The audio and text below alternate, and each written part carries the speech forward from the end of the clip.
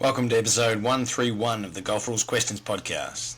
This week we have guest Jason R. Smith, a long-time golf referee in Texas and co-author of the book, A Guide to Being a Golf Referee. We get into how he started in golf and what led him into the exciting world of the rules of golf.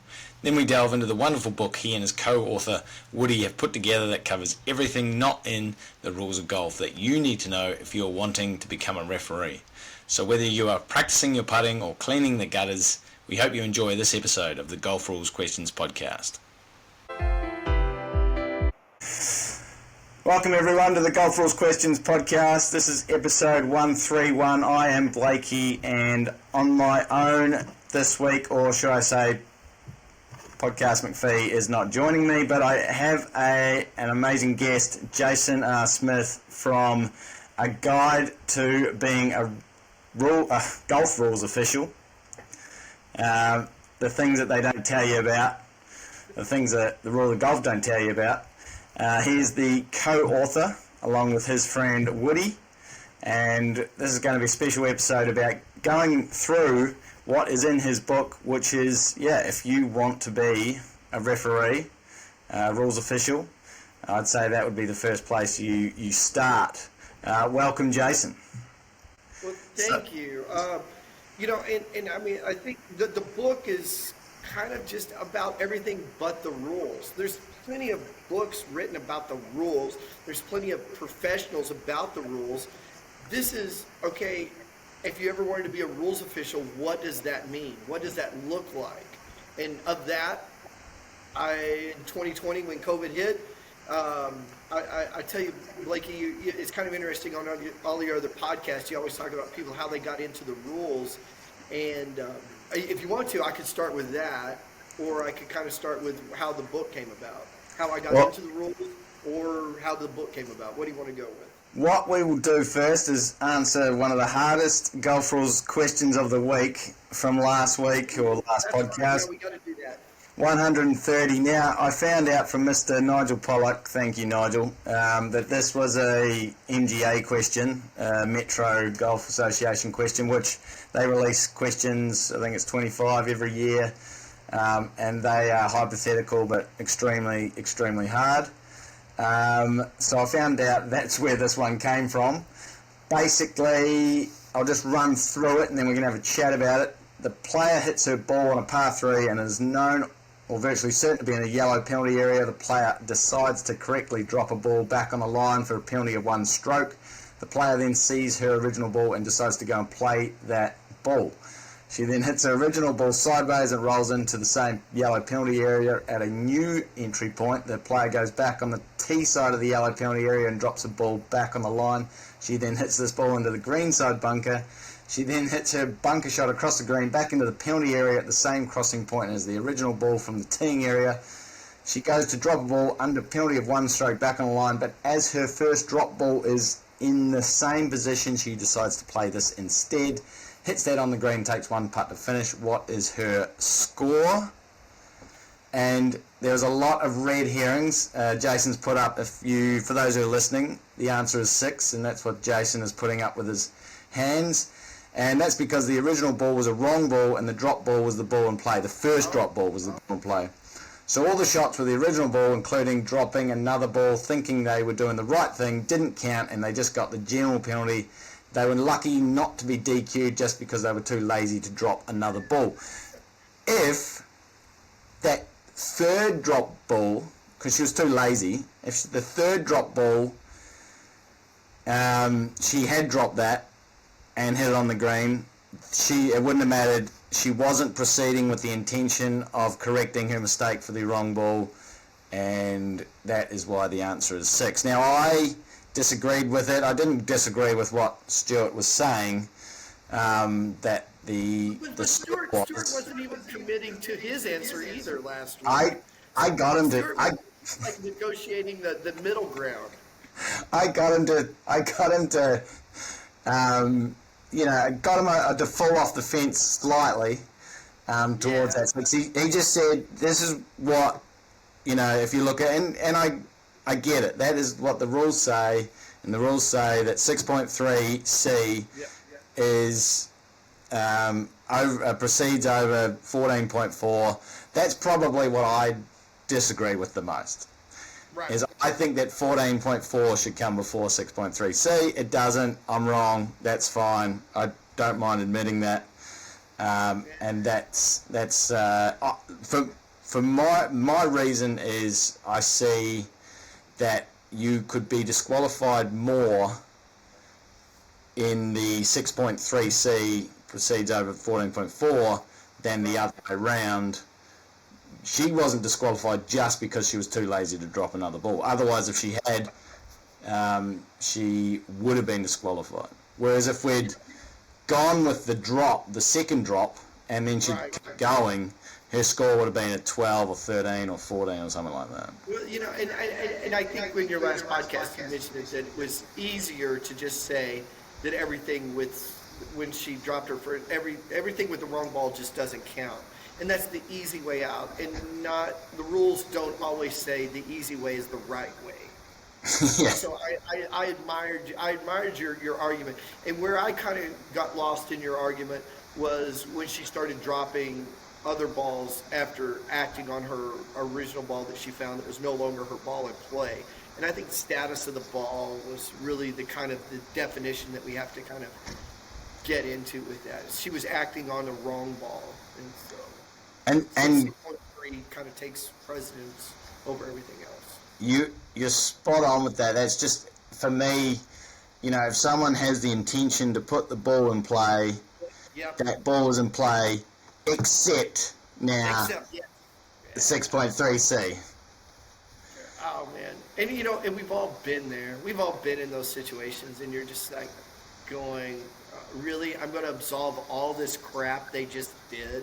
Yeah. And let them off the hook, and she gets away with a 6. But, I mean, sometimes it's nice.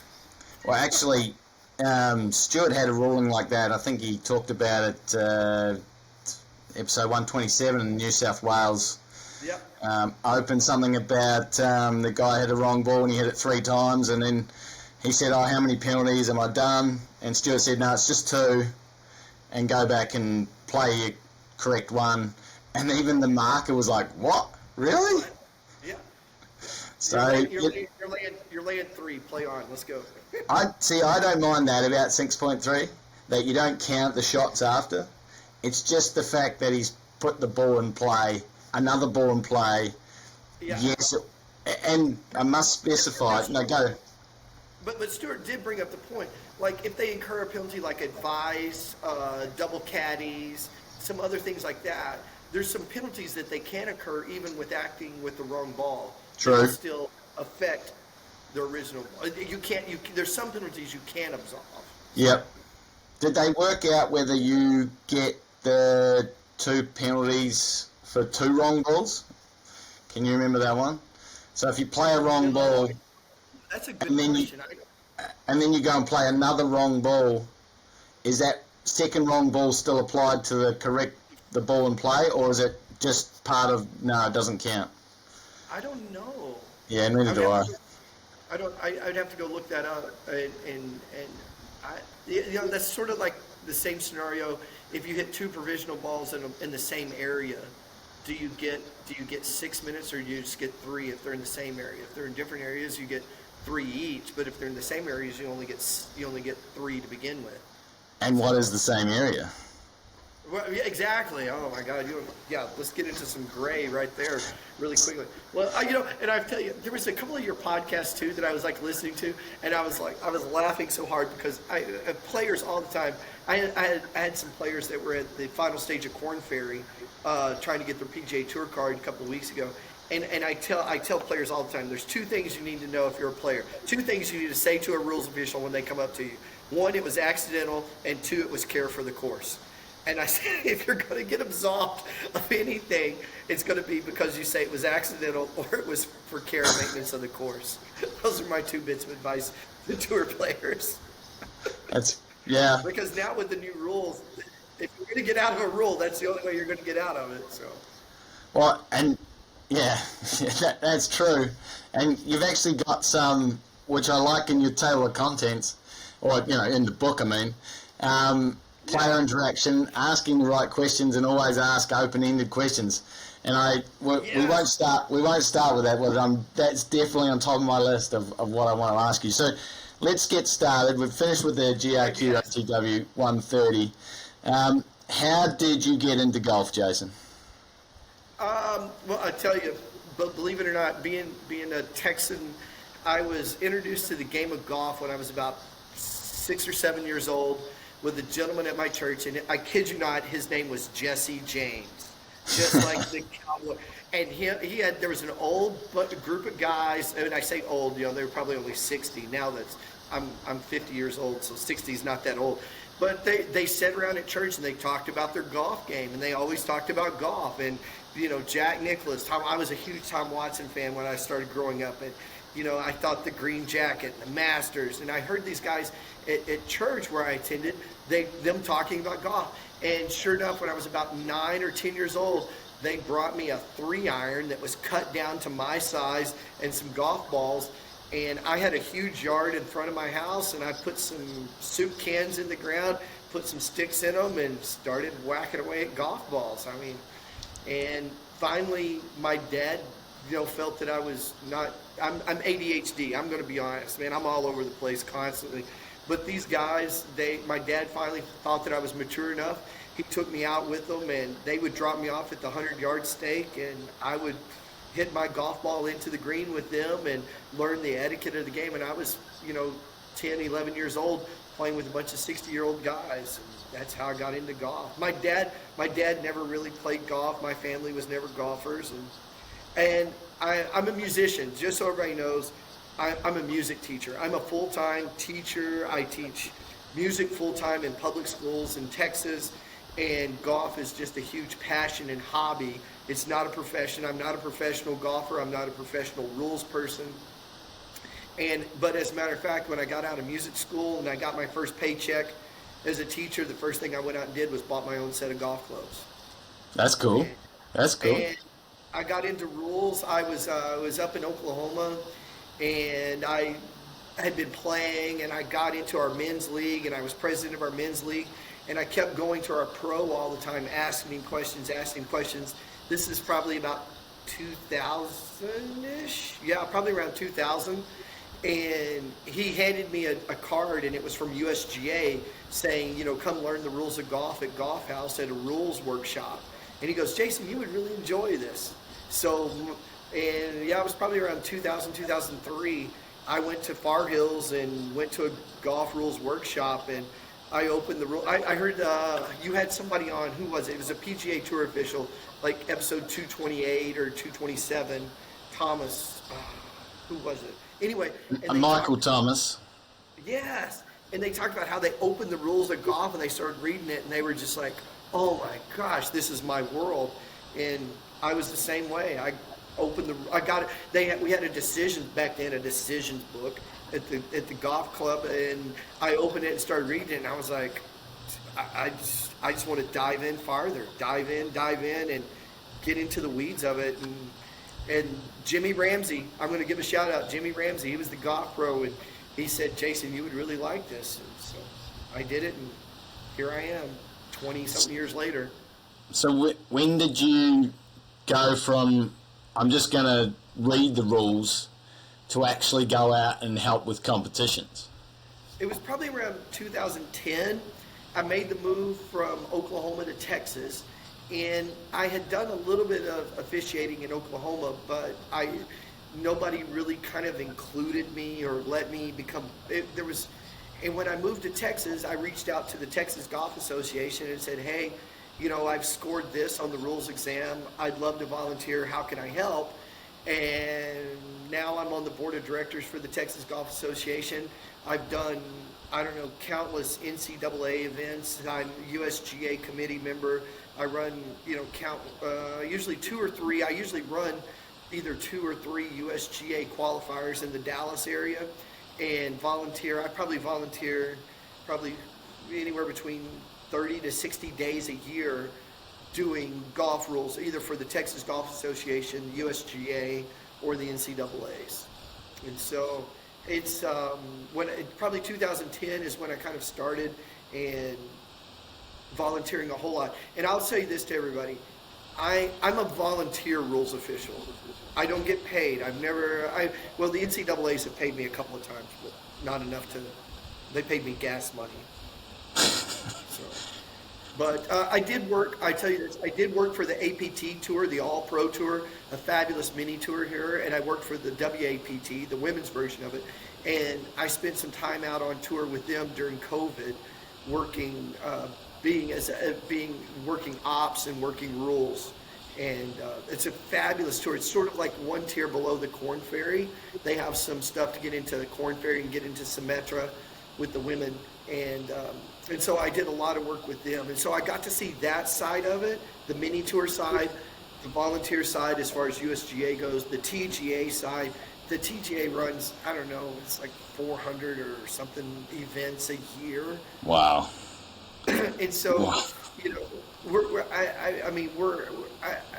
I've done everything from junior golf, like first tee youth on course, 10, 11-year-olds, all the way up to USGA qualifiers and watching, God bless, hanging out on the putting green with Ryan Moore and him going, I think I'm the old guy. And I looked at him and I said, you are the old guy. So, I've seen it and been around it, and I just love it. I just love it. I love seeing championship golf. I love seeing it at the highest level, and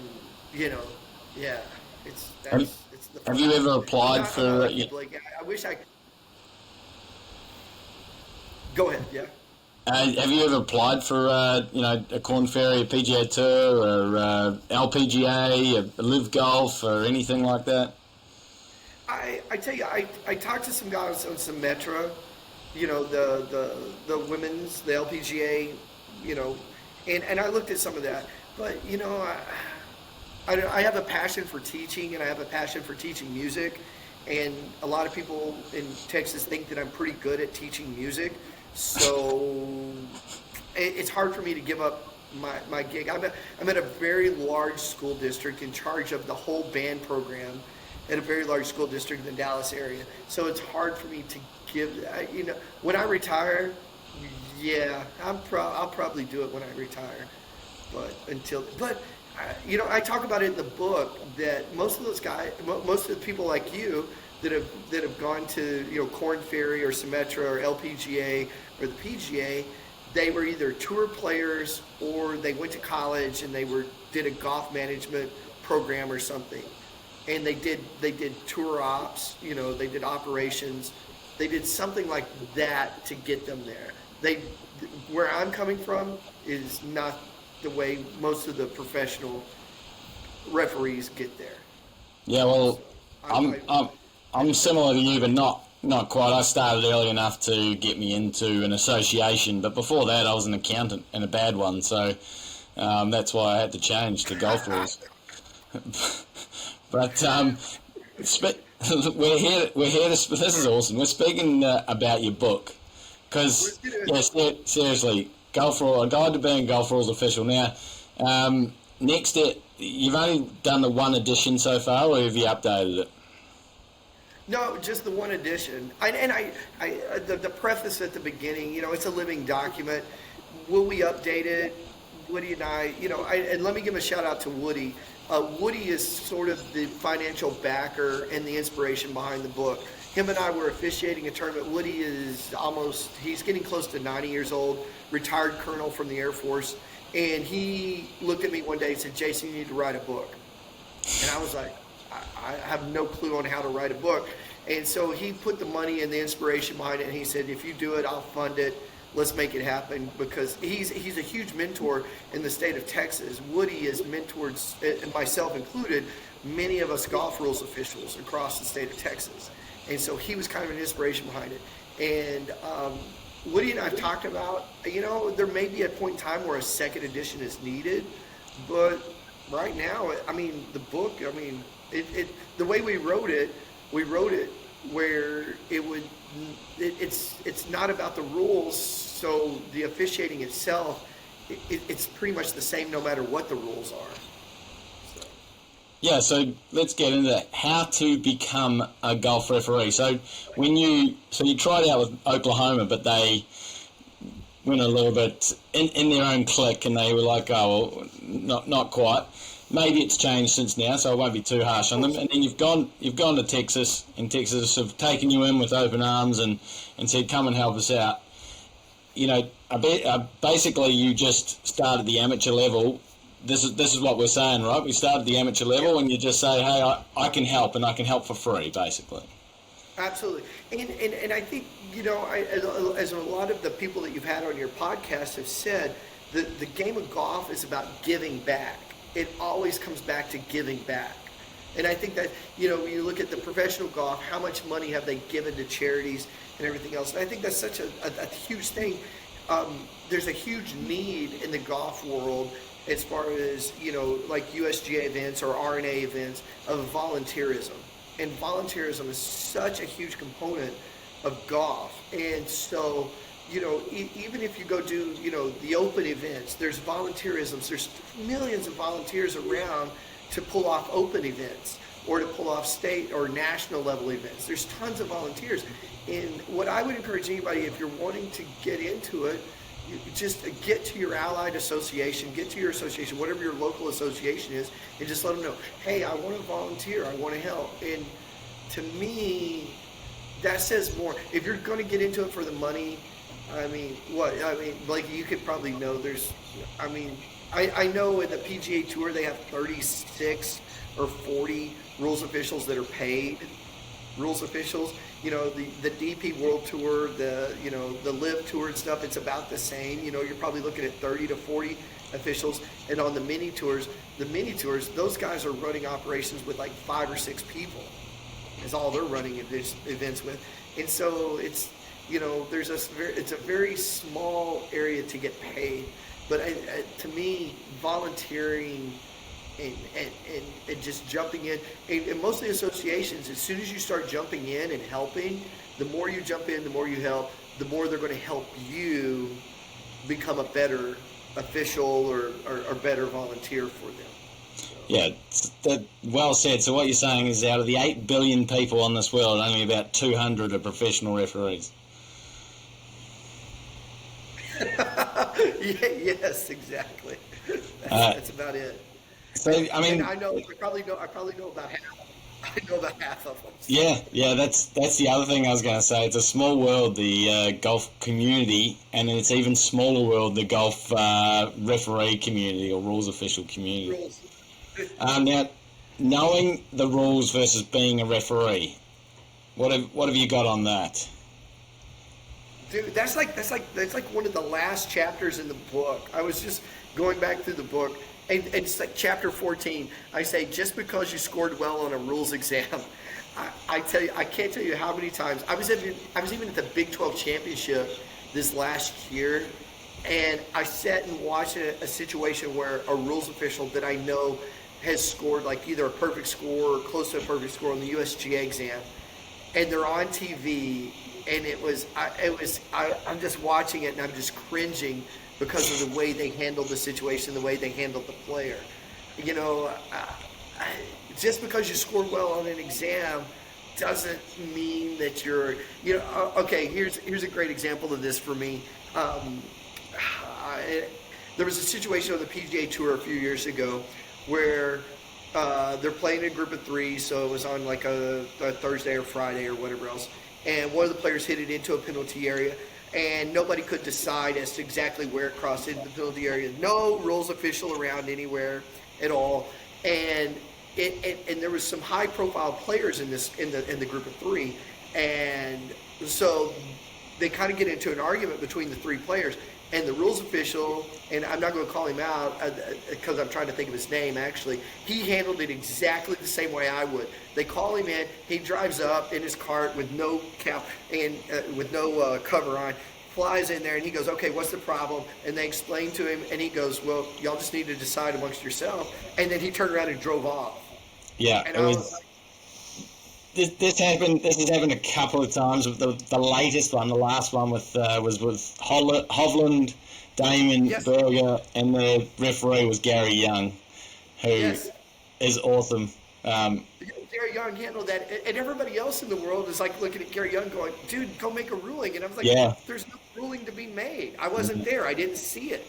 The- Y'all need to decide, sort it out, figure it out, drop a ball, get it in play, and let's play on. Let's go.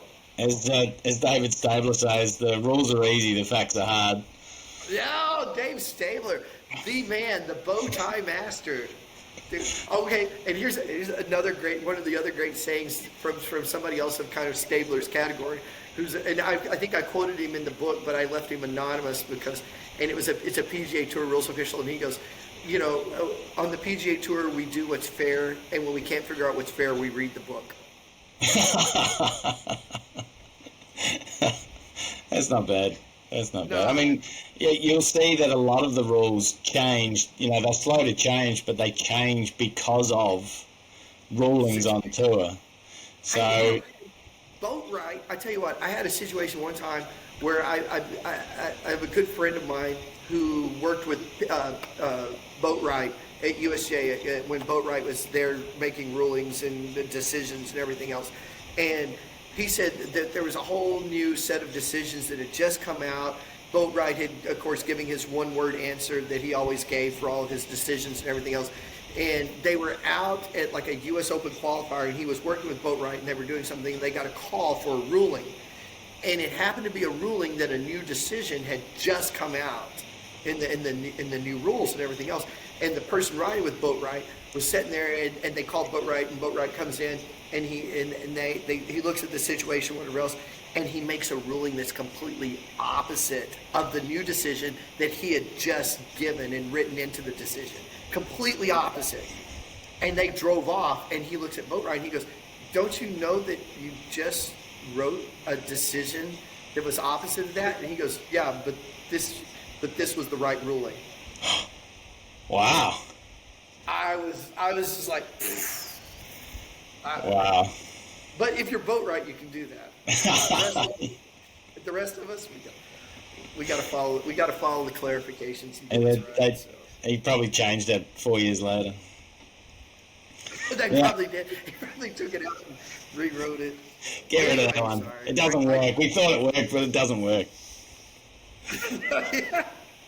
Now, so what else? What else do you want to know? What else? I got millions here. What to bring to the course, Jason? What do you bring? What does a referee bring to the course? Waterproof shoes. Waterproof shoes is a great thing to do. It's funny.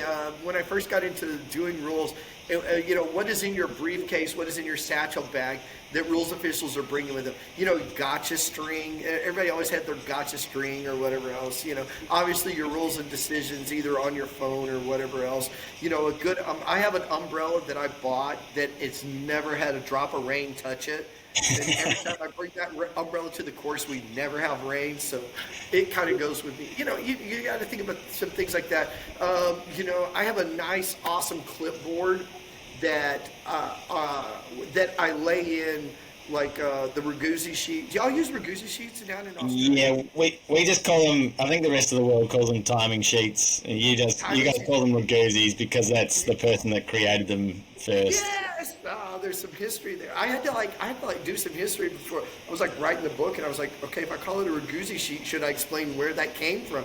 And it was some guy in the Carolinas that came up with the timing sheet, and so there you go. But you put your Raguzzi sheet on the clipboard, and on the back of the clipboard, I usually put the assignments so I can flip over really quickly and see, okay, where's everybody at and what is everybody doing? Your earpiece for your radios, make sure your radios are good. Air horns if you need them. A lot of that stuff is sometimes provided by, the tour or whoever you're working for. Well, actually, just on radios, we had a funny one the other day. So we're in Qatar, Doha, for the Asian tour, and they didn't get radios in time, and, there's a bit of a process to go through some of those Middle Eastern countries with radios, trying to get them in, trying to get them working, whatever. And so I had used in the past Zello. It's this app. It's this app on your phone. It's like a walkie-talkie, and it's amazing. I've got to be honest. We started using that, and I'm trying to push this. I'm like, we used it for the whole tournament. all the referees were happy with it. We had no issues with it. You know, one of the best things is it records it. You know, if you're on the radio and you're like, oh, group set, like this, and someone comes back and goes, oh, the wind got that, you know, and you have to do it again. Oh, no, the wind, you know, can you go into a different spot? Oh, you're in a hole, blah, blah, blah. As long as you've got 4G or 5G, it records it, and that was one of the best things. So if someone says something and I'm, you know, giving a ruling over here, I just go, what do you say? Oh, yeah, okay, thanks for that. That was one of, you know, you can't do that on radios. The Zello records, has a history of what's been said. It's been brilliant. Wow. Well, God bless, I'm gonna check that out, because I can't talk too openly because the radios that we're currently using with the Texas Golf Association sponsor several of our tournaments. I can't tell you. Give them a shout out. Give the radio guys a shout out. Yeah, so I can't tell you that I like those radios or not, but they sponsor a couple of our events, so. We had, you know, radios are probably more important than anything else. Probably, maybe a golf cart and radios, but radios are so important. God bless. What's his? Larry. God bless. I'm so bad with names, and I'm being a school teacher. I'm usually really good with names. Larry Starzl, great PGA rules official, has done events everywhere. Larry Starzl used to always say the best use of a radio is to point where to drop. I've done that. Absolutely. Hey, and a shout out to Larry Starzl. If I'm lying, I'm dying. If you ever talk to Larry Starzl, if he doesn't say that once, he'll say it 5 times to you. If I'm lying, I'm dying. I have to get him on the podcast. Oh, dude, Larry Starzl. I'll tell you, somebody who's got story. I don't want to steal his thunder, but he's got stories for days. Oh my God! And stories of working the Masters and working with like Seve Ballesteros and stuff.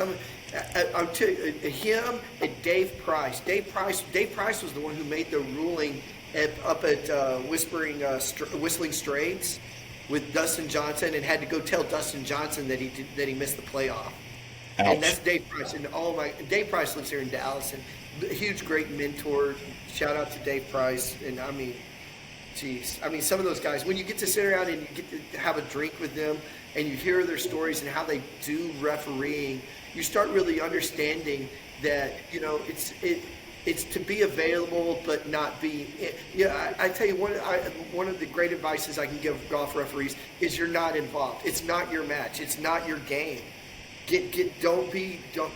So many times new referees, they think that they've got to be there for every ruling. They see somebody go into a penalty area. Well, I need to go be there and make sure. No, you don't. If the player, especially now junior level, you probably need to roll in there and help a junior out. But, you know, as you get up to higher and higher level golf, hang out in the trees, and if they need you, guess what? They'll motion for you. They'll tell you to come in. That's a good point. That's a really good point, because you know, the kids probably, you know, the estimating of the last point, but then they also need to know where to drop, what their options are. The pros know their options. They just want to know where the last point was crossed, and if they don't work that out together, then unless you've seen it, you can't really be that helpful anyway. Right, and I found with most, I would say from high-level amateur golf and up in levels, all they're really needing a referee to do or a rules official to do is to come in and make sure that they don't screw it up, because they're playing for there's so much, you know, so everything that they're playing for, they want to make sure they don't screw it up, and they want to protect themselves. Lower level amateur golf, all the way down into high school, junior golf, all those people are needing education. So you might need to roll in and help educate them about the rules. That's a good point. Now, we've almost covered one thing that I was going to get to, but just going back to what you bring to the course. So we've got wet weather gear, shoes, umbrella, got your Raguzzi, radio, cart, anything else that sort of pops up? Oh, I mean, I carry stuff like Band-Aids. I carry extra pencils. I usually grab a mess of scorecards because without fail, you'll encounter a patron, a spectator, somebody, hey, do you got a scorecard? So that you can give out. You want to have a whole location sheet. You want to have the notice. You want to have the hard card. Obviously your rules and some other stuff like that. I usually carry a can of white, a can of red, a can of yellow, and a spray gun, a hammer. When I say a hammer, like a sledgehammer, so in case I need to put some stakes back in the ground, just some things like that just in case you need to do maintenance on the course, mark some GUR that hasn't been marked or whatever else, or touch up some paint on the course that's out there, just some things, air horn, God bless, I'm trying to think of other stuff. Do you take one of those whole, the whole diameter things in case you get a crushed hull or any hairspray? Somebody told me one time, because we use 8.5 by 11 paper for everything, so I can take an 8.5 by 11 and take an 8.5, fold it in half, and now I've got 4 1/4. Oh yeah. Which is the diameter of the hole. And I mean, and God bless. If I think it's in question, what am I going to do? I'm probably going to call in some maintenance person to come in and just repair the hole anyway. So. Yep. That's probably how they got to 4 1/4 in the first place. I was trying to think. Somebody told me the story on how they got to 4 1/4 and all that other stuff, and I can't remember that story on how that. It was probably the size of a whiskey bottle or something back then. I would hope so. So, you've got here one of your topics, dealing with time as a rules official. Now, you've also got pace of play, and you would probably use the USGA pace of play that we don't necessarily use, but you'd also have that timing sheet for all the other sort of pace of play policies. But you've got dealing with time as a rules official. Is that similar to pace of play, or is that just in giving a ruling? Well, I think if I remember back in the book, and please forgive me. I mean, I wrote this in 2020, and but dealing with time. I mean, yes, you want to be prudent when you're making a ruling, but the most important thing is to get it right. Yeah. And if it takes a little extra time, let's get it. It's more important to get it right than to do it fast. Yep. Doing it fast is not. That's we can, as a rules official, we can deal with that. Pace of play, I'll just be honest with you, I hate it. As a rules official, I hate dealing with it. Players hate dealing with it, but yet it always seems like the players who hate dealing with pace of play are the ones that need to be dealing with pace of play. Yeah. And they don't understand it, and and how you it's like when you interact with a player, we have some guidelines, especially in the state of Texas with our Texas Golf Association, that we don't interact with players until they've teed off. Once they've teed off on a hole, then we will interact. If they're putting on the green, I mean, obviously if there's some stuff going on in the fairway, you've got some time. But we don't want to be dealing or interacting with a player while they're trying to putt or chip or something else between those shots. We'll wait until they get to the next hole, they tee off.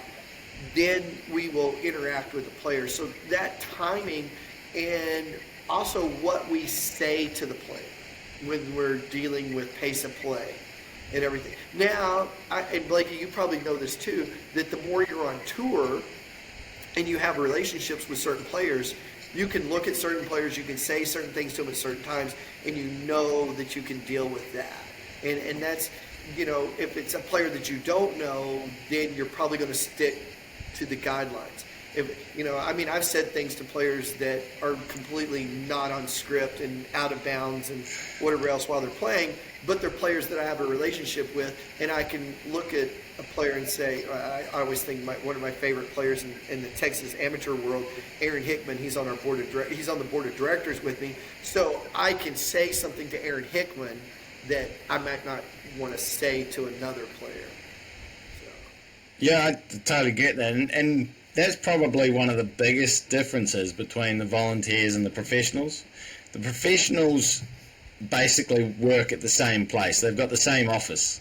Yes, it's a different location, but it's the same office. You get the same players. You're seeing the same people. You go and a lot of the time you're eating in the same lunch. locker Yep. room. You're sitting beside them, they'll come up and just at any time they'll come and ask you a question on a rule, or they'll come and ask you, how was my pace of play last week, or I'm struggling with this, or whatever it is. And so you have this relationship that you just don't have in the volunteer ranks, because in the volunteer you might only see that person once or 3 times that year.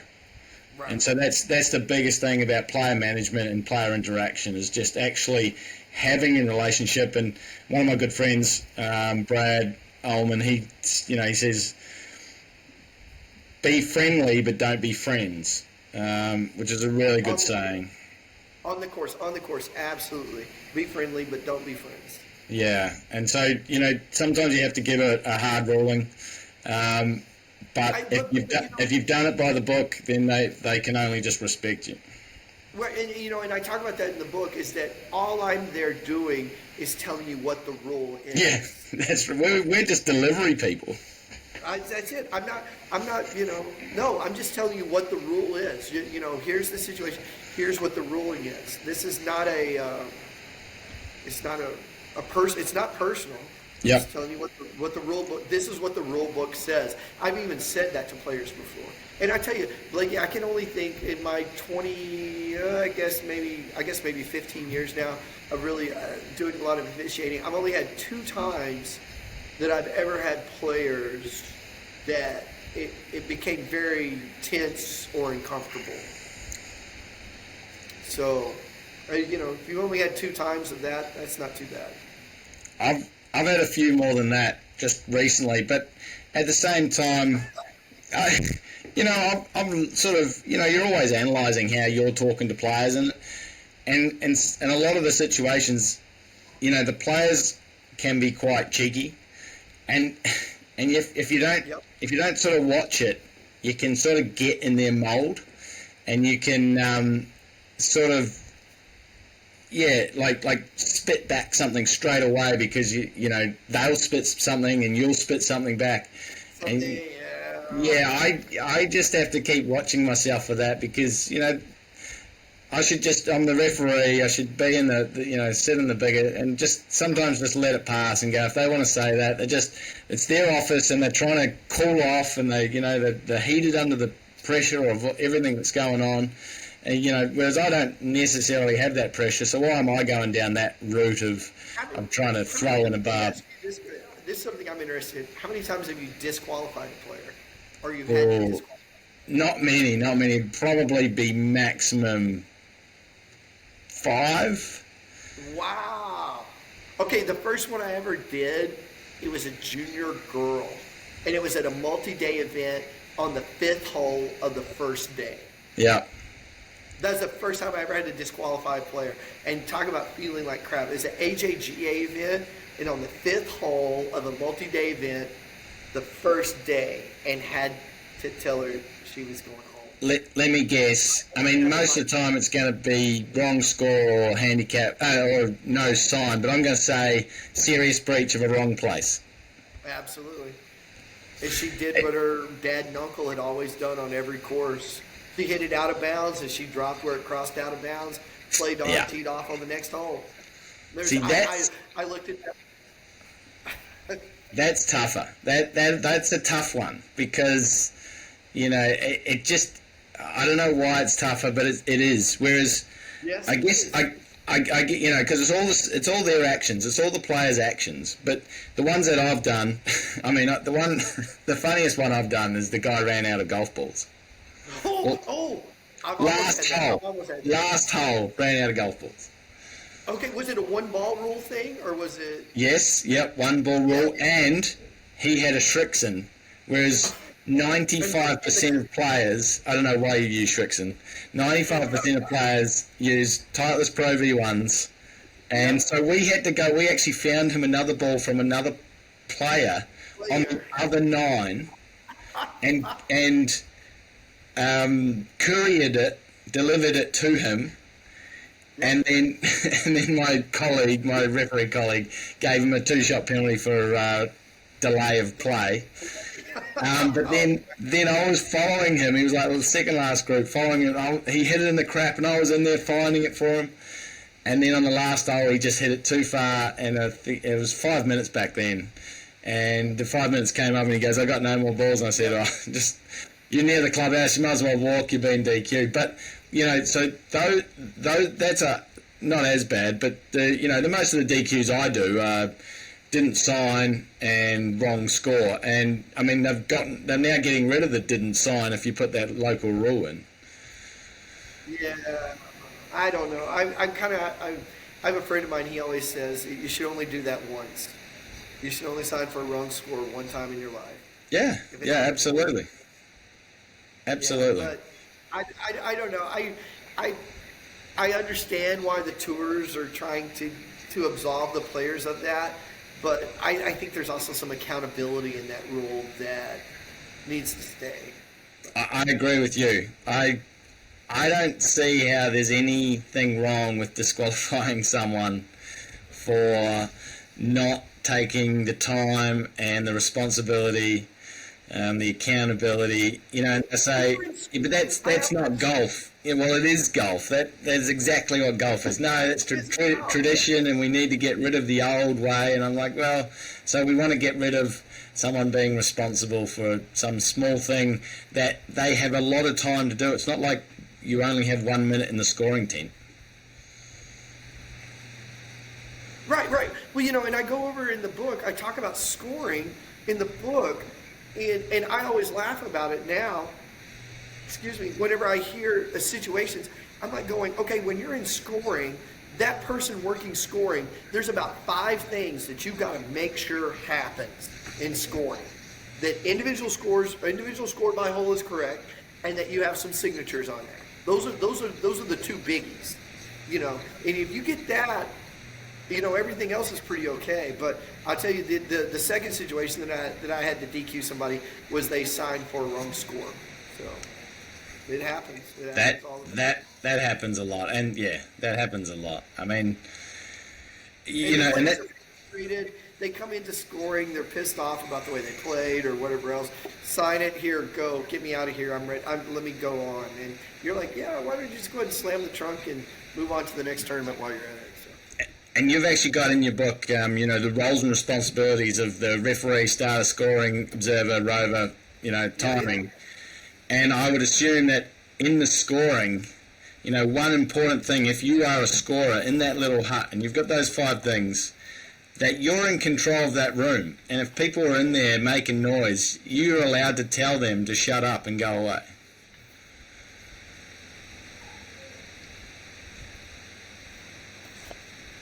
Oh, well, yeah, sorry. And I'm sorry, Blakey. You kind of cut in and out there just a little bit. So give me the question one more time. So in your book you talk about the roles and responsibilities, and certainly for scorers as well. And I'm just saying that scorers, they own that room, and if anyone's making noise or, creating a fuss, they're allowed to tell them to shut up and go away. Oh, absolutely, as they should. And I tell you, it's always funny to me. I love it on TV whenever, at a major or something, and there's a TV camera in some corner, and they show the scoring area. And, and there's 2 guys in there, and they've got their laptops in front of them, and then they're like doing this, and they, with their pins. And everybody goes, why is that? And I'm like, dude, okay, if it gets wrong there, if it's wrong there, that's the end. I mean, that's the last checkpoint. And if your paycheck, if you're gonna, if it's a difference of $300,000, $400,000, whatever dollars in becoming first or second, by God, you stay there as long as you need to make sure it's right. Yeah. Well, someone, this is off the top of my head, I think it was Robert D. Vincenzo.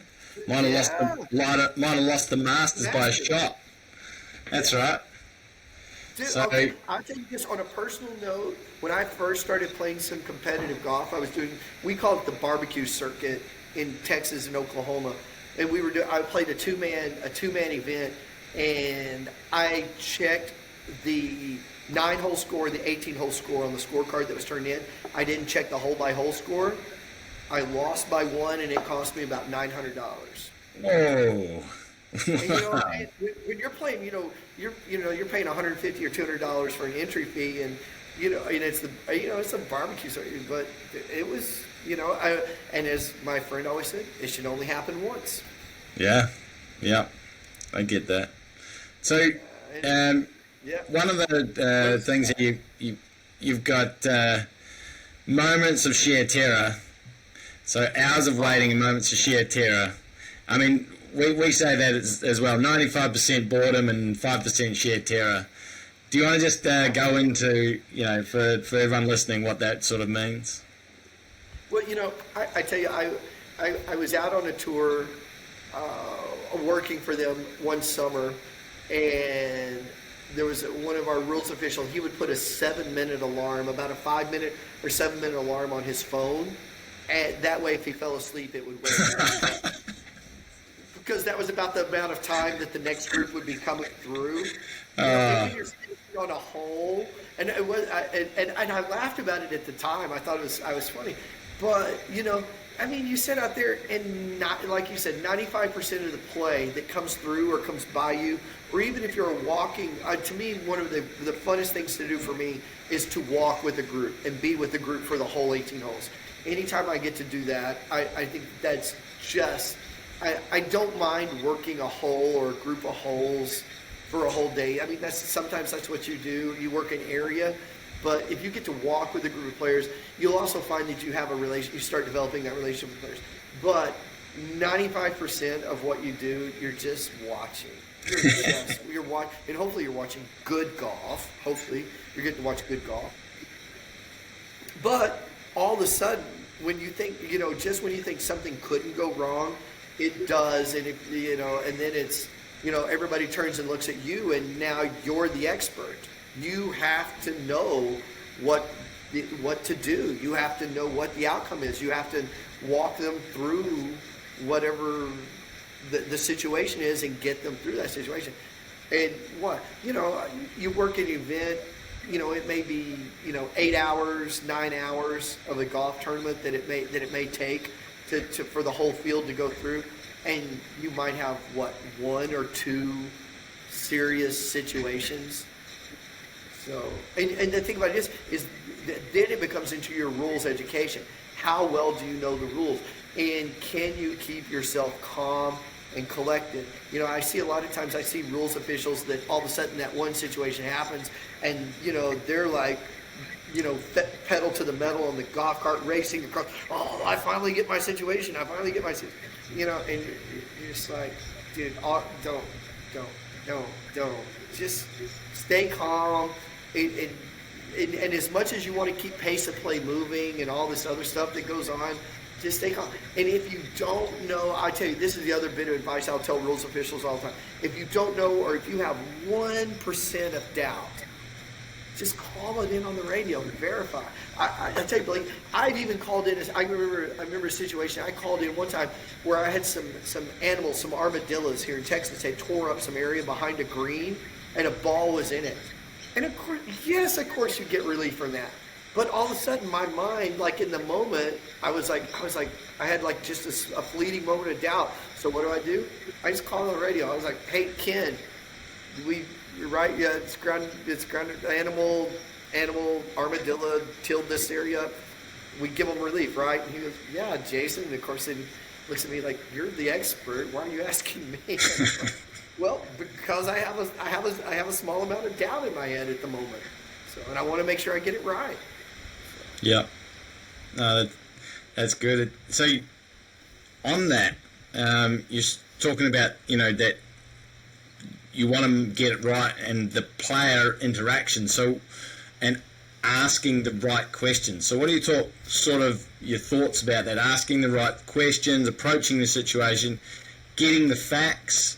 Can you smell out when someone is trying to deceive you? Oh, absolutely. You can't, and you have to be almost like a FBI, police, interrogation specialist. Once again, I see rules officials. They want to help players, so then they ask questions that lead players, and that's not right either. That's not your job. Your job is to just ask the questions, and more times than not, the player will give you the information you need to make the ruling. You don't need to lead them into a situation. A really great example of this, I was doing a college event at the TPC course in Las Colinas, and the player was back on a par 5, and they had hit it near a bush. Their ball was underneath a bush, and they were near a cart path. And the player was like, well, if I stand like this, and they spread their legs out, and they got their leg to touch a cart path, and I swing like this, then I should get relief because my foot's on the cart path. And I'm like, so why do you think you should get relief? Well, because I'm going to do the splits like James Brown and swing underneath a bush and get to the ball. And I had to explain. And the coach was, and believe it or not, I kid you not, the college golf coach was with the player going, yeah, he should get relief from that. And there was a boundary fence, there was a chain link fence that was near there that he was also trying to get out away from and everything. And you're just like, this was pre-2020, and I finally had to get. I'll also give this advice to people as rules officials.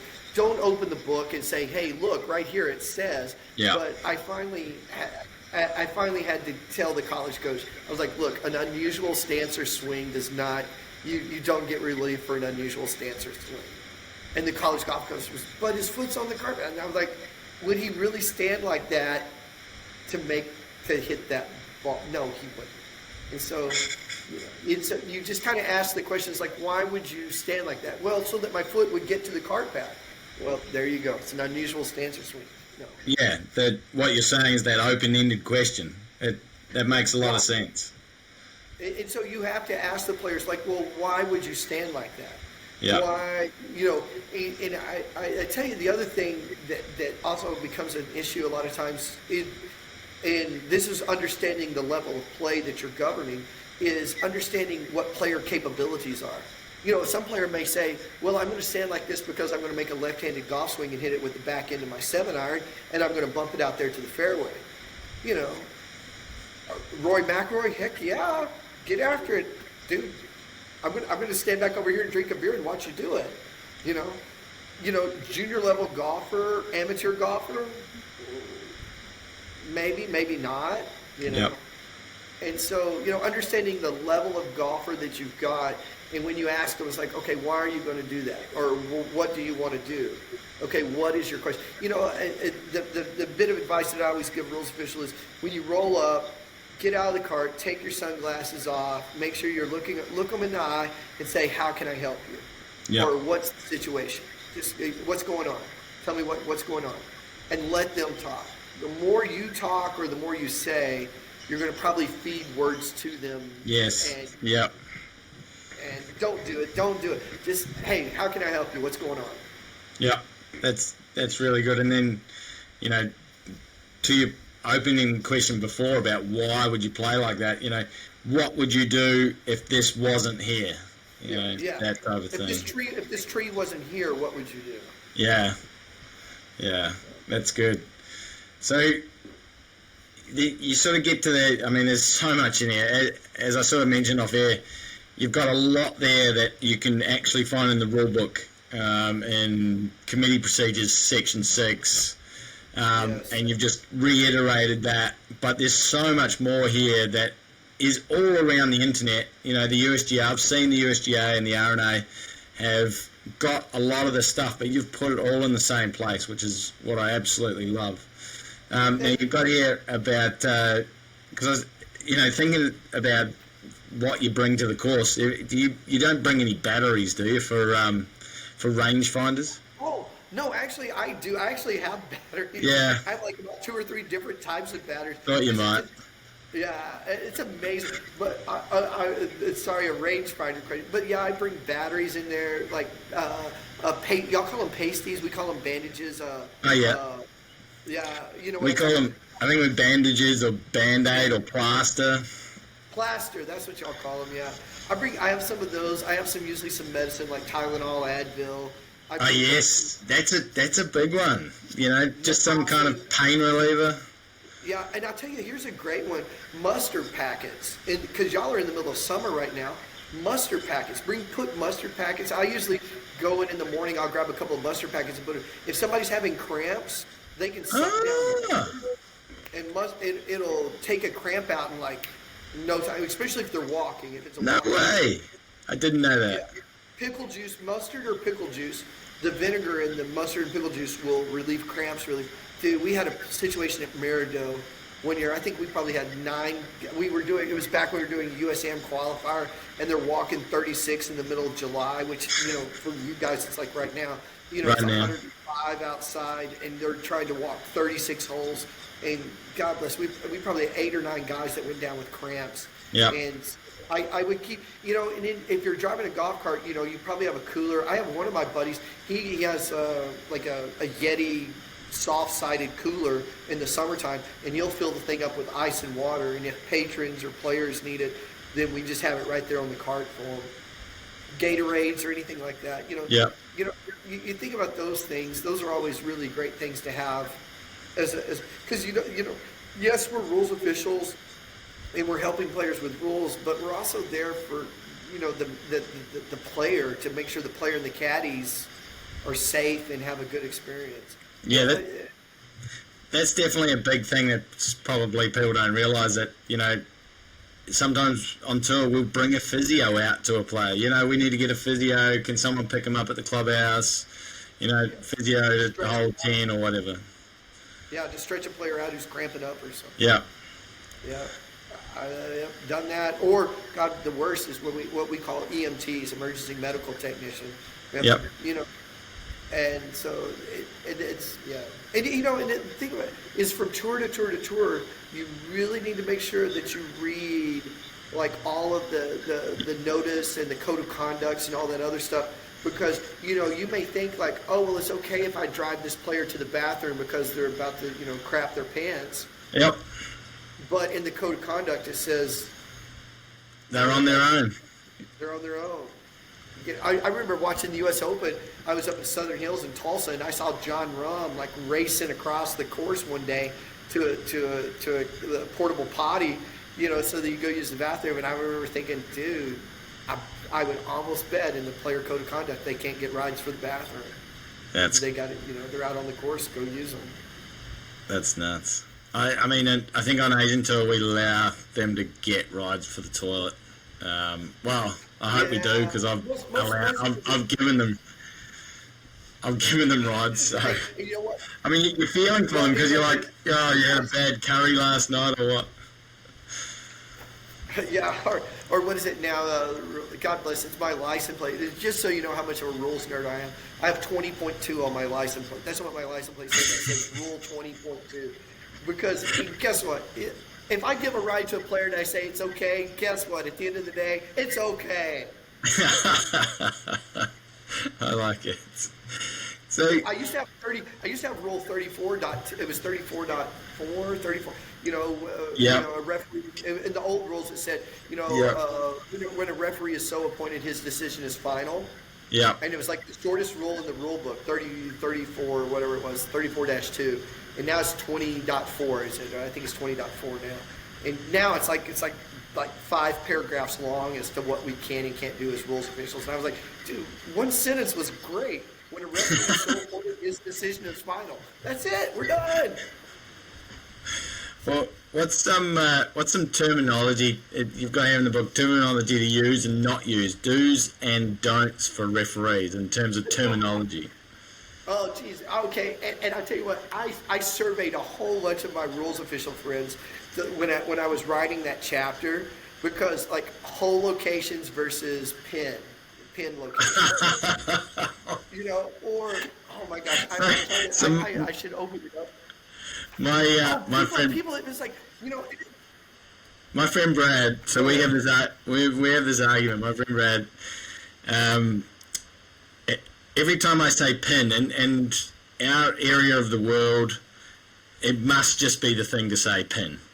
And he goes, every time I say it, he goes hole location. And now he's got me saying hole locations. So now I say hole, and he goes, you won't find pin in the rules of golf. You won't find pin in the rules of golf. And then he'll go and say, what about our group of rules officials? And I go, so Brad, tell me where you find rules officials in the rules of golf. It's not there anymore.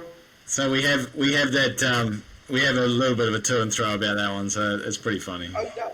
And so I put in there terminology not to use. Tee box. There's no such thing. There's tee area, but not tee box. But everybody says tee box. And okay, and so Blake, I'm going to be honest with you. I don't freaking care. I don't think I wrote this in the book, but if somebody says tee box, guess what? I know what they mean. Yes, I'm yes. not the guy who's going to go and correct them, but there are rules officials out there, or referees, and I go back and forth between the two, between rules officials and referees, because at one point it was referees. So yeah, but something simple as tee box. There are some people out there that yes, there's some people that get bent out of shape over it. If it's you and me you can't say sand trap. Oh, no, yeah. you're not sand trap. If it's you and me talking, I would expect us to be very close to the correct terminology. But if you're talking to a player, a player doesn't know the difference between a tee box and a teeing area. They just don't. No. And they don't care. And they don't care. And to be honest, we don't either. Like, who still use pin. No. Yeah, who uses hazards? I was out playing today, and there were guys still saying hazards. And I'm not running over there correcting them. No, it's not hazards. It's penalties. That's right. I'm like, what am I accomplishing by yelling at them and telling them it's not hazard? So true. And they really still are a hazard. They really still are a place that you don't want to go. Oh, what else do I got in here? Casual water. It's not casual water anymore. It's temporary water. Yes. Best ball. It's not best ball. It's 4-ball format. It's not a pin. It's a flag stick. There's just all those little things. And yes, terminology is important. I will be the first to admit that using the right words and terminology is important. And so we definitely want to make sure we're using the right words. And I tell you, that's no more important than, I have a whole section on radio etiquette.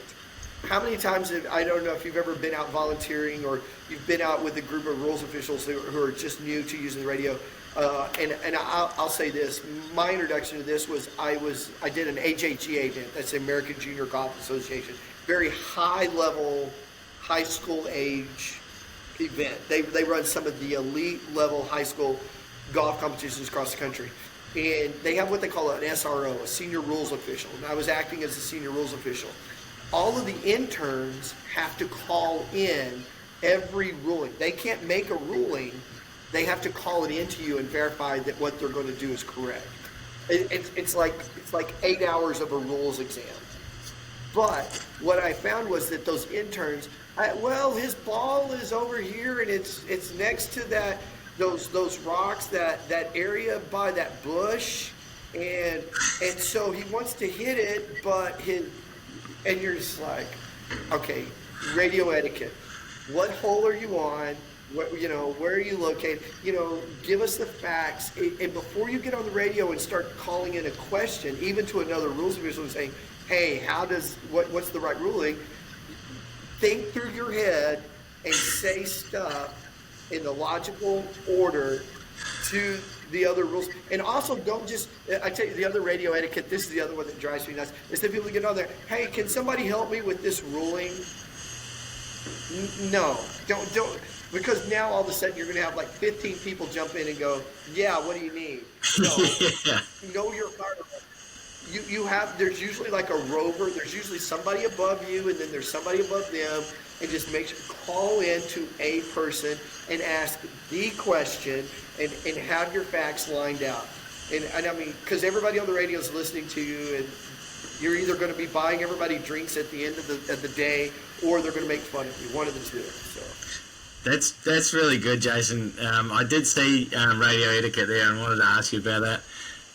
And I'm going to be honest, I am guilty of this a little bit, where you get on and you're like, hole 50, and then you're sort of looking at a player over there, and you want to ask you about a question, and you've got this player over there, and you're like, hole 15, and then you, what was I supposed to say? It's mainly when I do pace of play, but I was like, what was I supposed to say? But I know, I'm like, in my head, I'm like, this is so dumb, and just hang up and then start again. But, you're dead right. Those people that go, so...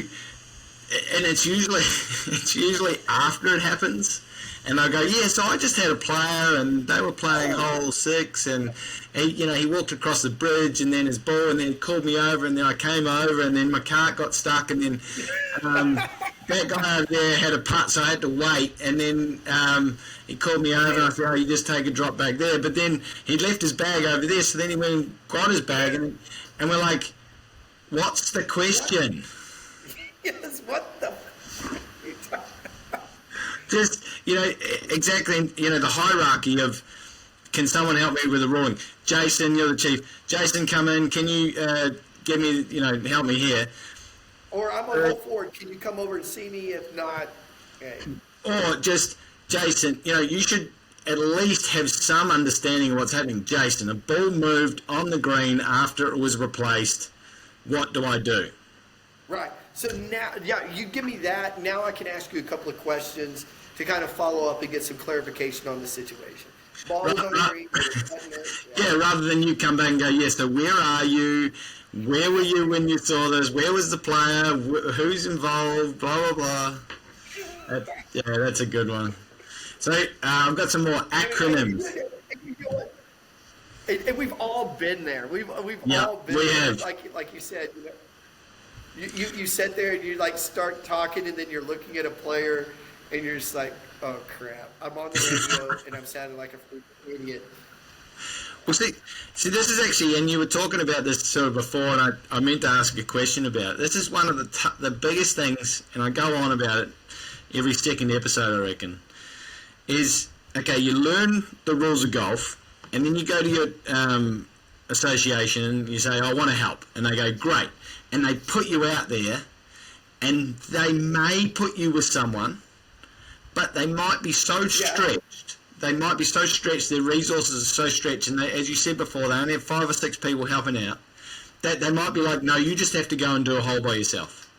And we will be on the radio, but we can't be there to supervise, to mentor, to whatever. And I'm thinking, and it's all good to have your own sort of flair, your own sort of character when delivering rulings, as long as you sort of go through the structure, the basics. But it's very hard for other referees, more senior referees, to see how the junior referees are going. Right. Go through. Right, and I tell you, that was kind of the point of the whole book, to begin with, is that we were mentoring these referees, and it's one thing. There's enough information about the rules and everything else, but what we weren't mentoring them on was, okay, we're going to throw you out there now. What do you do? Yeah. And so it was. That's right. So no one, A, there wasn't really a book before your book, and B, probably not many and not enough people know about your book, that they should have a copy, and every association should have a copy and say, read this before you go and do your first tournament. Well, I tell you this, in the United States at least, in the Allied Golf Association, I would say that about half of the Allied Golf Associations across the United States at least, they've gotten to the point where they buy the book, and that's a gift that they give to their volunteers. Nice, very nice. Brian Oswald, I don't know if you know Brian Oswald over in Europe. Brian uses it with his classes and stuff. Fraz Nicole uses it, and it's available everywhere. It's digital. You can download it digitally. You can buy it on Amazon or through Barnes and Noble, through all the major book. The publishing company that I went with, you can find it anywhere. And I tell you this, I haven't talked about this at all, Blakey, but all of the proceeds from the book all go back to either First Tee program or youth on course. Woody and I have collected absolutely nothing. And I think that, to me, that's part of the game of golf, is you're always giving back. You're always giving. You're always giving. So, the book, it's out there. And know that, okay, whenever you buy the book, it's like $3 or $4 of it are going to go back to youth on course or first tee programs. So, That's excellent. And that's what it should be. And you guys down in Australia, I know I was looking the other day on Page Publishing, and Page Publishing is the company that published it, and the deal, they saw a need for it. It was crazy. I sent it to about 4 or 5 different publishers. Every publisher I sent it to said they wanted to publish it because there's no other book like it out there. Yeah. And so I was very appreciative of that. But the Page Publishing deal was the best deal to get us the most money to then give back to charity. So that's the reason why we went with them. And every year I have to renew the contract, but it's great. But but getting back to your point, we get these volunteers in. They want to do something. They want to help and everything else. And some associations have a volunteer training or a volunteer orientation or something, but a lot of times they don't have a mentor. Like here at Texas, we try to, for your first 2 or 3 events, we try to where you ride along with somebody. Yep. But I'm sorry, spending 9 hours in a golf cart with somebody. I had a friend of mine. I mean, it's just like, he would bring in. If it was 9 hours with you, Jason, I could do that. Dude, I got stories for days. But I had a friend of mine. He would bring an apple in a newspaper, and he would go find his tree, just like every other rules official. You go sit underneath your tree. I tell you, for the first probably 7 or 8 years, I would sit with my decisions book, now your clarification book, your rules book, and I would sit there and I would, every tournament I would spend inside one rule, and I would read every decision, every, rule, forward and backwards, make my notes while the golf tournament's going on in front of me, just so I had something to do. I actually liked reading the decisions book. You're talking about you just getting into it. I just liked reading it for the format that it was in, the question answer. The clarifications provides the same information, but I don't like reading it as much. I find, question, what happens when your ball is stuck in an orange? I just think that is unbelievable. That is just brilliant. Exactly the scenario I was thinking of. I love it. And there's all those other different ones, and I just love it. I was like, I liked reading the decisions book because of the question. It's not the same anymore. No, it's not. And I tell you, that was the crazy thing too, is that you could go through, and the more you read through the decisions and the more history, the understanding the RNA and the USGA on who, and when, if you got into the history of when that decision was added and who added it, then you could almost hear their voice. And of course, Boatwright, whenever Boatwright would do one, it was always like a one-word answer, no.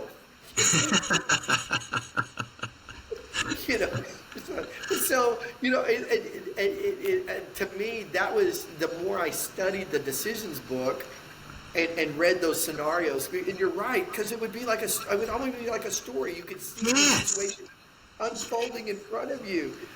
And then you would read the answer as to why. And I tell you, that was when, for anybody who's out there who's wanting to become a rules official, learn the intent of the rules. Learn what the rules are trying to do. And once you understand the intent of the rules, I would say intent of the rules would be number one. Then number two is understanding what rule is applicable. Yep. And when you understand those two things, you'll go from, on your TARS or your USJ, you'll go from scoring your 60 or 70 to scoring a 90 or whatever. You'll get it to at least that. At least that was the way it was for me, is understanding the intent of the rules and then understanding what rule is applicable. Yeah. All right, so here you go. This is something I was thinking about for you. This is one of the rules, those scenarios that I think about, that I usually give early rules officials to contemplate so that they can really understand what rule is applicable. You have 3 players, A, B, and C. They tee off over a fairway. Unbeknownst to them, there's a penalty area. They get up on top of the fairway, up on top of a hill or something like that. They get up there. There's one ball in the fairway. Player A walks up and hits that ball, thinking that it's their ball. Slices it way off into the penalty area, into a pond where it's unfindable. Player B and C walk up, and they walk to the edge of the water, and they find a ball at the edge of the water. They get it out, and it's player A's original ball. Now what do? They call the rules official in and go, what do we do? Wow. So, wrong ball. Well, Wrong ball. Player A's obviously hit a wrong ball. And then where were B and C's balls, we'd probably have 95% virtually certainty if it's just fairway straight into the penalty area. Nope. Because whose ball was that player A hit off into the penalty? Sorry. So one of it's B's and one of it's C's, and you're never going to know. So what are you left with? Wow. Both lost? Yeah, that's right. Both lost. They're going back to the tee box, and I promise you, player A is probably going to be pummeled at the end of the round. That's right. Wow. both lost. Because you're never going to know if that ball. I mean, you could say to A, did you see anything on the ball before you hit it? Anything at all? Nah. And so, but once you understand that, that's good. Once you understand that scenario and that situation, you then start learning how to apply applicable rules. And I tell you, one of the great mentors I had, he's now a real estate agent in Canada. His name is Ryan Finn. He worked for the TGA forever and went to work on the Canadian. And oh, by the way, yes, I've done Tour of Americas. I've worked on the PGA Tour for Tour of Americas, some other stuff like that. But Ryan Finn, he used to sit with me when I first started working with the PGA, and he kept just drilling into my head, Jason, applicable rule. And he would, he'd give me these scenarios. It's sort of like your 6.3 the other day. All this other kind. I mean, when you start reading scenarios and you start having situations come up, get rid of all the fluff. There's so much crap that just doesn't matter. Yeah. Just get to the applicable rule, and once again, also get to what the intent of the rules were. Put a ball in play and let's play on. Play the ball as it lies. Play the course as you find it. Put a ball in play and let's go. Hit golf balls and go. Yeah, that's good. I like that. Richard Toft. I don't know if you ever read through the principles of the golf rules. Yeah. I've got a couple of copies just over there. I tell you, my wife for Christmas one year found me a first edition. Nice. I don't want to know what she paid for it, but for me I have it like in glass and sealed. But Richard Tuft's The Principles of Golf. Just play the ball as you find it. Play the course. Play the ball as it lies. Play the course as you find it. That's that simple. Don't make it complicated. Yeah. And so rules officials, they get in there and they're like, oh, but this and this and this and this and this. No. Yeah, good point. Now you've got here, we're just going to finish things up, but things a referee should probably never do. Oh, don't touch players' equipment. Don't touch their equipment. Because if something bad happens, if anything happens, guess what? Now you're liable, and they're going to be pissed off at you. Don't rake bunkers. Don't be on the green. Get out of their way. Be far away. No. But number one is don't touch their equipment. Do not touch their equipment. Even if you're trying to help them measure or something, and it sometimes gets a little awkward because you're trying to point to them, okay, put your club here, put a tee down here, do all this stuff. But don't touch their equipment. I agree with you.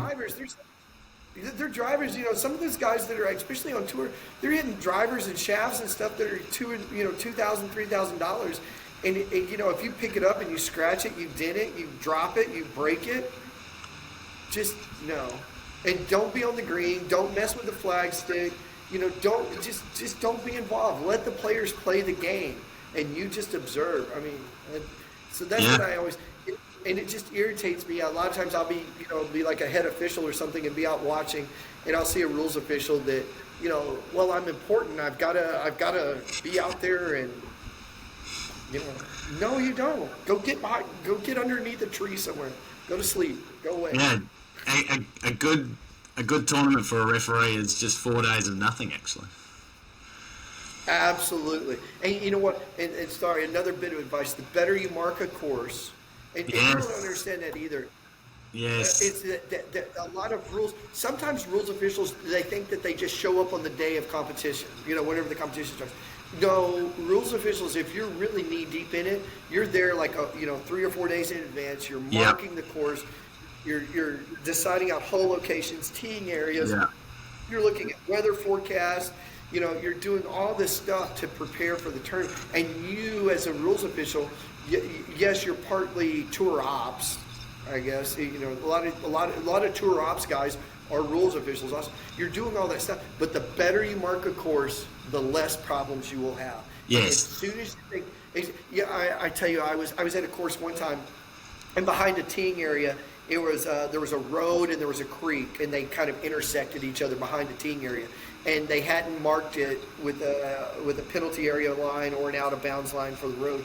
They hadn't done either one of those things. And I came in and I was surveying the course the day before, and I was like, "You need to mark this." And they were like, "This is the teeing area. Nobody's ever going to go back there." And I said, "As soon as you say it was not going to happen, it's going to happen."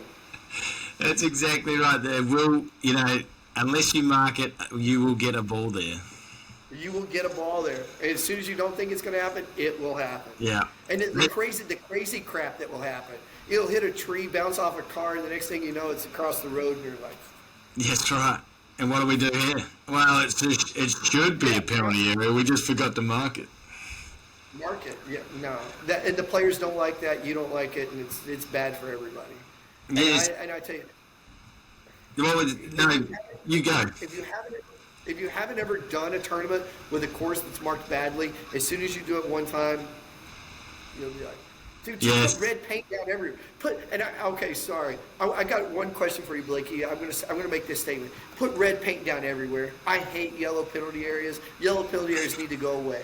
They just need to absolutely just go away. Go away completely. All right, Blakey, so tell me, what rule, if you could change one rule in the rules of golf, if you could change one rule. Mine's advice. Rule 10.2 be 10.2. Really? Yeah, How would you change it? I would just say, there's no penalty if someone asks you what club you're using. That's really, and it's a funny one that I say that. The reason I say that is because it gets broken all the time. That's right. In professional golf, maybe not, because people are a little bit more aware, but 99.9% of amateur golf, that rule is broken the most, and that's. I'm just like, let's just change it, because we're sick of educating them and they still don't know it. So that's why I would change that. What would yours be? Out of bounds. I hate it. To me, it's the most penalizing rule in all of sports. And I don't know what exactly I would do. I think I would mark everything penalty area and get rid of out of bounds also. Would you go penalty area no play zone? Anyway. Oh, okay. Now I will say this: the no play zone thing, if people understood it, is the greatest addition in 2020. When we make the change to 2020, people don't understand it, and I wish they did, because penalty area no play zone, or just using no play zones, period.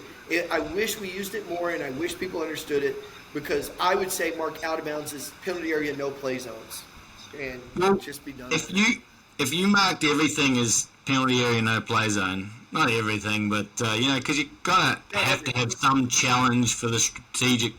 Right. Otherwise it'll just be boring and people will just be, I have to hit it here, blah blah blah. We want some creativity, but if committees were able to just go red penalty area, no play zone, then you wouldn't need local rule E5. Exactly. And I'm sorry, whenever they introduced this whole thing with the out of bounds, drop in the fairway, lane 4 for club play but not championship play, I can't, as soon as that came out, I don't know what it was like for you guys, but it was like every tournament, kids were like hitting them out of bounds, going, well, I get to drop it back in the fairway and lay 3, and I'm like, no, that is not for championship level golf. That's for club golf.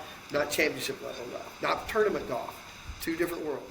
It's funny. Like, thank you, freaking USGA and RNA, for screwing all of us. Well, the funny thing is that someone else has got on, into the media, said something early. Everyone's just taking. I mean, it's the same for the bunkers.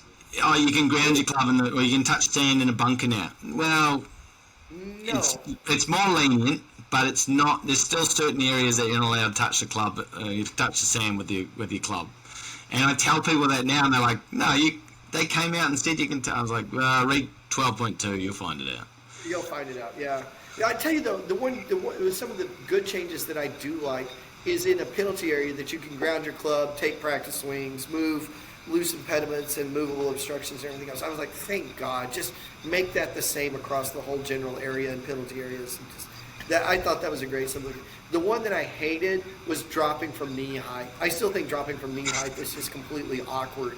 Yeah, I don't know. Did you happen to get any of those rough drafts that were kind of leaked out? And I like the one. There was one at one point where in 14.4 where it was describing on how to drop. It was in 14.4 that how to drop a ball. Anyway, how to drop a ball. That you just had to have like space between the ball and the earth. So it could as long as there was. And I was like, thank God, just do that because. So I think they decided against that because they didn't want people on TV to be doing the Spider-Man, dropping it like that. And to be honest, who cares? Who cares if someone's doing the Spider-Man to drop it like that? I don't see a problem with that. Pace of play will be fine. Yeah, it'd be fine. But I don't know. I'll say by and large, like 99% of the rule changes that happened in 2020, I was like, woo, thank God. I don't know where the rule is anymore in the rule book, but. Same as me. It's like the regression rule. I don't know. I tell you, I screwed up the regression rule in penalty areas, which was hazards back then. Yeah. I screwed up that regression rule. I don't know how many times I ever screwed it up, and now they've got that thing cleaned up, and that's. I haven't screwed it up since 2020. So. Good, yeah, because I think 27.2 or 27-2, the old one. Yes. They said you get one penalty stroke, but then if you drop it in this place, it's an extra one, but then it's free or whatever it is. Whereas now it's like 1 here, 2 here. That's it. Yeah, that's a good point. 17.2, 1 here, 2 there. That's pretty good. And I tell you, I think I saw on one of your podcasts I was reading about, or I was watching, and y'all had like a kid who was like out in the ocean, and he hit it out, and it was like on the beach of an ocean, and you were talking about, okay, what are his options? And then he hit, and he didn't get out of the penalty area. So now what can he do? And and Dave Stabler, I think, really said it best: is that you're always going to have a place on the course that you can drop back to, and as soon as you understand it that way, it's like, okay, there's either the teeing area or where it crossed the penalty area. You're going to have a place that you can go. We're going to give you a place that you can go play from. Here's a good question for you then. What about if you've hit into a terrible area and then you hit it even further into a terrible area? What about giving the player an option just to always has the option to go back to the tee? Okay, and I think, God bless. I know we discussed that one year, and this is terrible. Like I've been to probably almost 20 rules workshops with USGA and everything else, and I know we discussed that one at some point. To me, I think you should always have the option of going back to the tee and starting the whole hole over. And, if you've hit it twice, then you add a penalty stroke and go back to, you hit it once into the junk, there you go. You hit it another time in, that's another one. You add a penalty stroke, you're teeing off 4 from the teeing area. Go back to the teeing area. Let's let you have a chance to get in play and play. I mean, you're not gaining an advantage. That's like the double hit rule. Thank the Lord. I explained to everybody, they were like, why did they take that rule out on the double hit? That should be a penalty stroke. And I'm like, what advantage did you get? And when it's accidental, now, I mean, you got all the trick shot artists who are doing it. Yeah, well, that's 11. That's 11.2. That one. Yeah, but that's not a accident. You're not gaining an advantage. When it's accidental and you hit it twice, which I'm a master of. If you ever need to see that in action, just invite me to Australia and have me chip around your greens, and I'll show you how to double chip. But anyway, it's. I was like so thankful the USGA did that, because the rule, you should be penalized when you're gaining an advantage. You're not gaining. It's like the flag stick being left in. I was like, what advantage? Yeah. It's actually a disadvantage to leave the flag stick in. It's more likely that the ball will stay out. Yeah, that's true. But right. On that, Jason, have you ever seen someone double hit the ball accidentally and it's gone into a better spot? Yeah, I have. I guess if you do it enough, then that happens. Yeah, I mean, the odds are, but that also comes back to, like, okay, you hit a maintenance cart that's located off. You shank one, it hits a maintenance cart for some guy who's like cleaning up limbs over there, and ricochets back onto the green and ends up 1 foot from the hole. Okay, are you going to get upset? You're not going to be upset about that, but you're going to be upset when you hit the maintenance cart and it goes out of bounds. Okay, you can't. You don't get to. It's not a choosy, as Dave Stabler likes to say. It's not a choosy. What do they say? You can't have your cake and eat it too. I agree with that. Everyone complains about divots in the fairway, but no one complains about when your ball hits a tree and stays in the fairway. Oh yeah, kicks into the fairway. Your ball's like slicing off and hits a tree and kicks into the fairway. Which is more likely to happen than a ball going into the divot. Yeah. Okay. So, and I apologize. Have you gone through the whole? Everybody. When as soon as somebody finds out that I do anything with the USGA, that I'm a volunteer, whatever. What about divots in the fairway? We should get released from that. Have you ever heard the story about Boatwright and Jack Nicklaus and divots in the fairway? Okay, this is a really great story. So apparently Jack Nicklaus in the 70s and 80s, he kept going to the rules whenever USGA and RNA would meet, and they would do their rules revision every 2 years and 4 years. And he started developing these slide presentations about balls and divots and how you hit them out and how it happens. And he would do these presentations. He did it. And finally, after about the 5th time he would make these presentations, and USGA and RNA would say, no, we're not giving you relief for divots in the fairway. It's too ambiguous. It's too hard. Finally, Boatwright, this is the story I heard about Boatwright. He crossed his arms and sat there and he goes, Mr. Nicklaus, we give you 18 perfect lies. How many more do you need? That's good. I like that. And apparently Jack never came back to the USGA and asked ever again after Boatwright. We give you 18 perfect lies. How many more do you? I actually, I don't want to change the rule because I like watching people play out of divots. There's a challenge. The challenge. A really good rules official that I know, worked with a few times, said the game of golf, it's the test of character before it's a test of skill. And I love that saying. You can get angry at terrible shots, and you just have to get on with it and try and get yourself out of those situations. And you just have to play the course as you find it, play the ball as it lies. Well, and sometimes you have bad lies in the fairways, and or the other question is when you're off in the rough, do you want me to go there and step on your ball? Yes, that's right. Absolutely. When you get a good lie in the rough, should I? Today I hit one on number 10. I hit it right, and I was way off in the rough, and I get over there. Perfect lie, perfect look to the green. The green's going away from it. I hit a great shot up there, made my par, and I was like, woohoo, hey. But sometimes you have bad lies in the rough, and sometimes you have great lies, or bad lies in the fairway and great lies in the rough.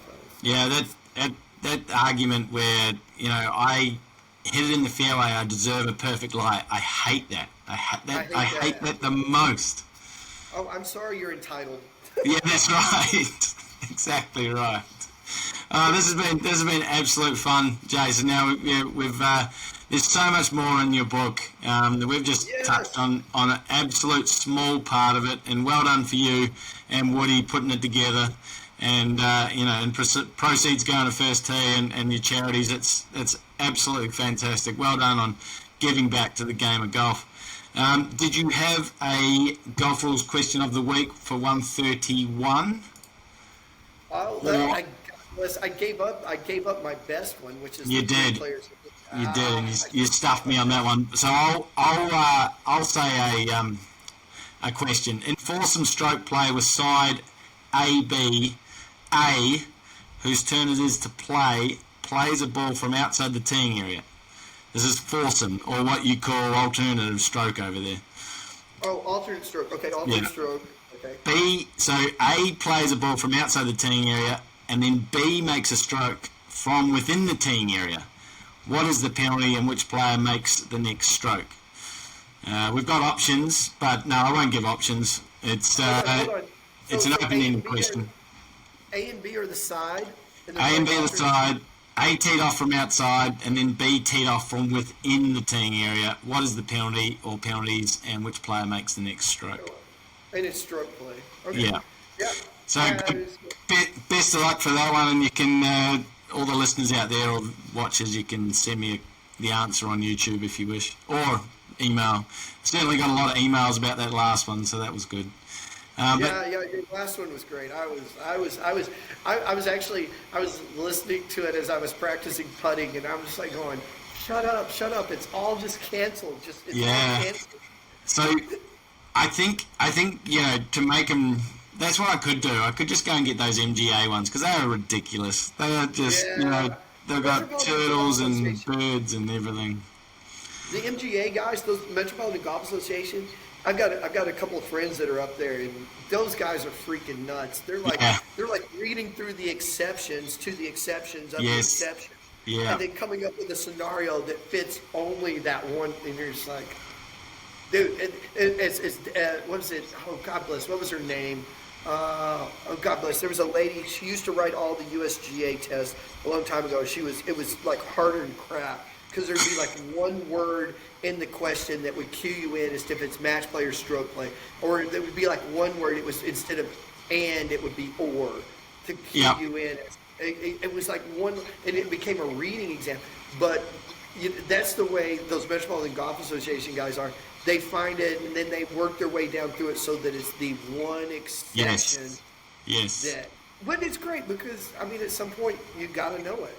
Yeah. And even if you don't get the right answer, at least you're getting through understanding, a lot of parts of the rules of golf, which, I totally agree with that as well. Yeah, this, as I said, this has been fantastic, Jason. Thank you very much for coming on the podcast. One thing that you did say, which was so, if I was to summarise, there's a couple of ways to summarise sort of between, just knowing the rules and being a referee. It's, if you're a referee or just knowing the rules, you'd know the rules of golf. But as you said, referee, you know the rules of golf, the hard card, the code of conduct for that tour, the local rules, any temporary local rules for the week, and and then also the committee procedures for how you proceed, or how you work yourself as a referee, and work with other teammates, and work the radio and everything like that. Well, and work the relationships. I tell you, at the end of the book, and I talk about this a lot, is that we do it because of the relationships. It's just like you and I. We're friends because of the golf rules and the camaraderie that you have, not only with the golfers, but the golf rules. To me, understanding how to have relationships and great quality relationships and experiencing that while you're either out on tour, you're working events, just to me, it's about the relationships that form.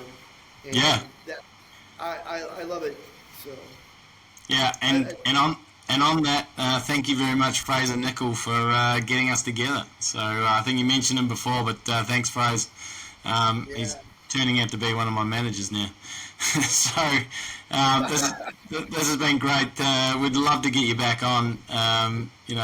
Another time, Jason. Go more through after you've gone through one of your seasons, and you can tell us some stories about what happened in some of your tournaments. That would be great. That'd be awesome. I'd love to. Thank you, Blakey. Thank you, Jason. Cheers. And that's GolfRules Questions episode 131. Cheers, guys.